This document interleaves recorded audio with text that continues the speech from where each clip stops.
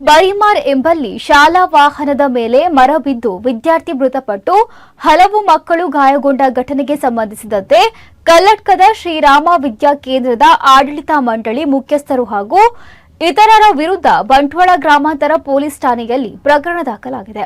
July 22ರಂದು ಸಂಭವಿಸಿದ ಈ ಭೀಕರ ದುರಂತಕ್ಕೆ ಸಂಬಂಧಿಸಿದಂತೆ ಆರಂಭದಲ್ಲಿ ಬಂಟ್ವಾಳ ಗ್ರಾಮಾಂತರ ಠಾಣೆಯಲ್ಲಿ ಪ್ರಕರಣ ದಾಖಲಿಸಿಕೊಂಡು ತನಿಖೆಯನ್ನ ಕೈಗೊಳ್ಳಲಾಗಿತ್ತು.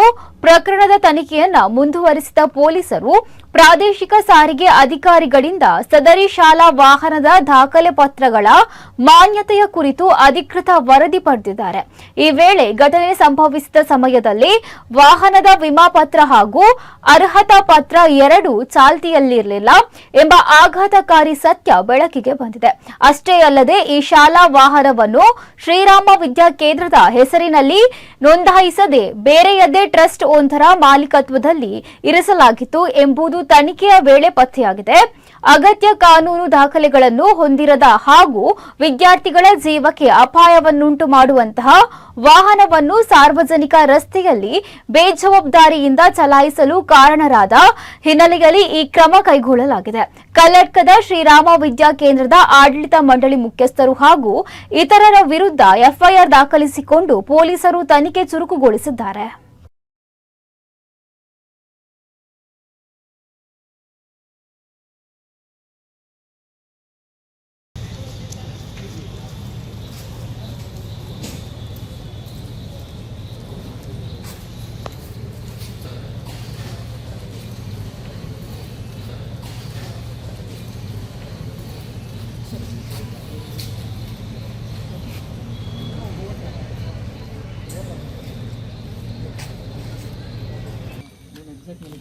ನಾನು ಇಲ್ಲೇ ಇದ್ದೆ ಈಗ ಅಲ್ಲೇ ಮಂಗಳೂರು ಕರ್ಕೊಂಡು